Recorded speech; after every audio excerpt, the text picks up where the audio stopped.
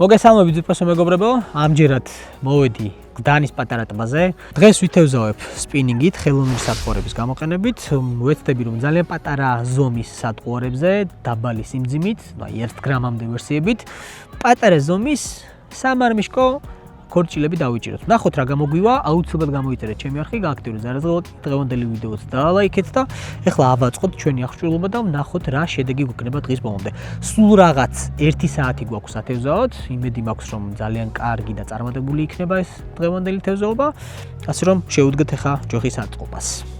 Azuras ბრენდის საფინა მაქვს, ჯოხი რომელიც 3 გრამამდე ტესტით არის, ძალიან კარგი ვერსია, 2000-იანი კოჭა გვაქვს, Daiwas ბრენდის რეგალი ახალი მოდელი, ძალიან წვრილი წნული, 0.05 მმ, 0.14 მმ სისქის ფლუოროკარბონის ძუა მექნება გამოყენებული, დაახლოებით 50 სანტიმეტრს დავაყენებ სიგრძეში, რომ თან შეუმჩნეველი იქნება ჩვენი სატყუარა, თან ადვილად არ გაიხეხება ფსკერზე, იმიტომ რომ აღნიშნული წნული ბევრად უფრო ადვილად გამოდის ხოლმე წყობრიდან თუ რაღაც ზედმეტი ქვები და ეგრეთ წოდებული კამიშები არის. მეგობრებო, ავაწყეთ აღჭურვილობა, ეხლა მინდა რომ გაჩვენოთ ახლოდან, ძალიან პატარა სიმძიმე 0.7 გრამი. ვოლფრამის სიმძიმე არის, აი ახლავე, აი ესეთი სიმძიმე გვაქვს. თავისი ძალიან პატარა 14 ნომერი ნემსკავით, ღია ნემსკავი გვაქვს და აუცილებლად მასზე უნდა წამოვაცვათ ჩვენ ესეთი სატყუარა, რომელსაც ქვია მოტილი. ეს არის კოღოს მატლი, სილიკონის თავისთავად არომატული, რომელიც ძალიან მიმზიდველი არის ზოგადად ქორჭილასთვის, განსაკუთრებით პასიურ პერიოდში და განსაკუთრებით ზამთარში. თან პატარა ქორჭილები არის სამტბასი. დიდი ზომები ჯერჯერობით სამწუხაროდ არ გვხვდება. თუმცა თუ ვაცდით, აუცილებლად გაიზრდება და შემდეგ უფრო კარგი ბრძოლებიც გვექნება თევზთან. всё, ესე. ძალიან მარტივი მონტაჟი. ახლა ნემსკავზე წამოვაცმევთ და თავისთავად გავატარებთ ფსკერზე. გაუშვით. კი ბატონო, დაახლოებით 10 მეტრის დისტანცია დავფარეთ. ახლა რას ვაკეთებთ? ჩავარდა ფსკერზე და პატარ-პატარა წამოხტუნებებით მოგვაქვს ჩვენსკენ. თითქმის არ ვაჩერებთ. არ ვაჩერებთ, იმიტომ რომ ფსკერი არის ეგრეთ წოდებული კამიშით, ანუ გადაჭრილი ჩალები არის მარტივად რო თქვა. შესაბამისად, ფსკერზე გაჩერების დროს თან ღია ნემსკავი არის, დიდი ალბათობით გამოიდება ფსკერს.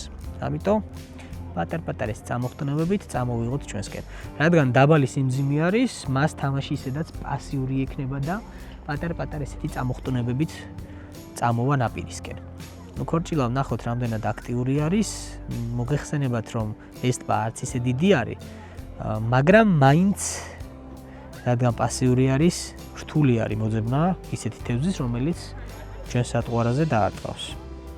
მე ვიცი 1-2 ადგილი ისეთი, სადაც ასე თუ ისე შესაძლებელი იქნება მეტი შედეგი დავდოთ. ხა რამდენიმე გატარებას გავაკეთებ, თუ არ დაგვიჯდა, გადავიდეთ იმ ადგილს. მეგობრებო, შევიცვალეთ ადგილი. აქ შედარებით მეტი სიღრმე გვაქვს.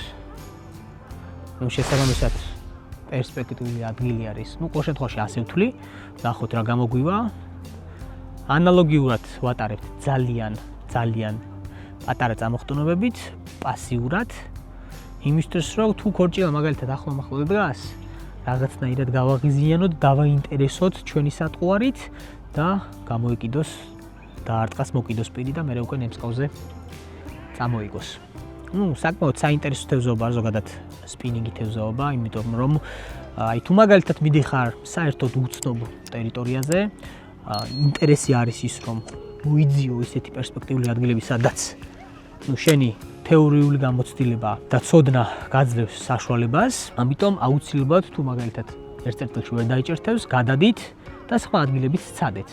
შეცვალეთ როგორც დისტანცია, ასევე ცვალეთ სატყუარები, ცვალეთ სიმძიმე, თუ გამოიყენებთ ვოლფრამ სიმძიმეებს, ბევრად უფრო კარგია, რადგან ერთი და იგივე სიმძიმის და გრამობის, მაგალითად 1 გრამიანი ვოლფრამი ბევრად უფრო პატარა არის სტანდარტულ ტყვიასთან შედარებით, რაც რა თქმა უნდა გვაძლევს საშუალებას იმის, რომ უფრო დელიკატური იყოს მონტაჟი, აი განსაკუთრებით პასიურ პერიოდში ძალიან კარგად მუშაობს ეს ყველაფერი და ამასთანავე, რადგან უფრო პატარა არის და სხვანაირი სიმკვრივი აქვს, დისტანციას უფრო კარგად ფარავს, ანუ უფრო შორს გავისვრით, ვიდრე სტანდარტულ ტყვიას. ბევრი პლუსი აქვს, ასე რომ გირჩევთ რომ ვოლფრამის სიმძიმე გამოიყენოთ. ნემსკავიც რაც შეიძლება პატარა, და ზოგადად მონტაჟი უნდა იყოს მაქსიმალურად დელიკატური. აბა გავუშვათ, ძალიან კარგი გასროლა გქონდა. ისევ შევიცვალეთ ადგილი, გადმოვედით მოპირდაპირ მხარეს, აქ უფრო ნათელი სიტუაცია გვაქვს, ანუ მზეანათებს.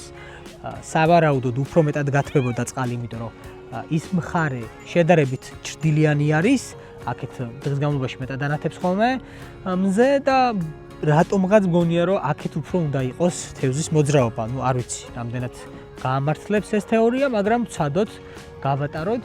მოპირდაპირ მხარეს მარცხნივ არის კამიშები, იქაც შეიძლება მოსვლა და კამიშებთან ახლოს გატარება, ჩალებთან იგივე.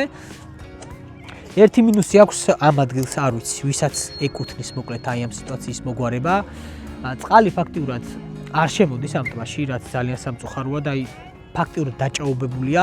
ახლა რადგან ზამთარია და ჰაერის ტემპერატურა დაბალია მაინც, სუნი არ იგრძნობა, თუმცა მერწყნულად ზაფხულში ძალიან ცუდი სუნი აქვს, ანუ ვერ გაჩერდები ნაპირთან, მოკლედ პირდაპირ მინდა ვთქვა, არის ვისაც ეკუთვნის ამ თემის მოგვარება, რომ წყალი შემოვიდეს ამ ტბაში და გამდინარე იყოს, ვფიქრობ ძალიან კარგი იქნებოდა, რადგან შესაძლებელია ასეთმა მდგომარეობამ რაღაც გარკვეული ვირუსებიც გააჩინოს. ამიტომ აუცილებლად მისაქცევი არის ამ ადგილზე ყურადღება ამ მხრივ. წყალი უნდა შემოდიოდეს და გადიოდეს აუცილებლად ამ ტბაში. მეგობრებო, დავასრულეთ თევზაობა, იქნა გამომდინარე, რომ თითქმის მთელი ტბა შემოვიარე, ერთი ჩატყვაც არ მქონია.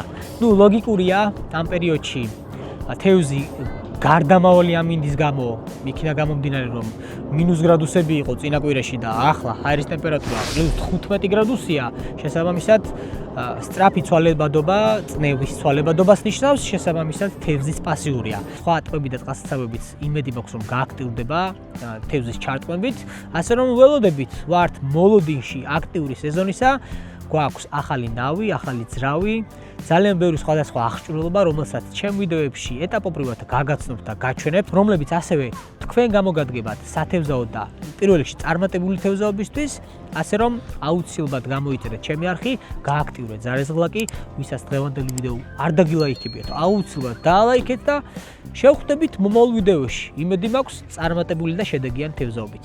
აბა დროებით.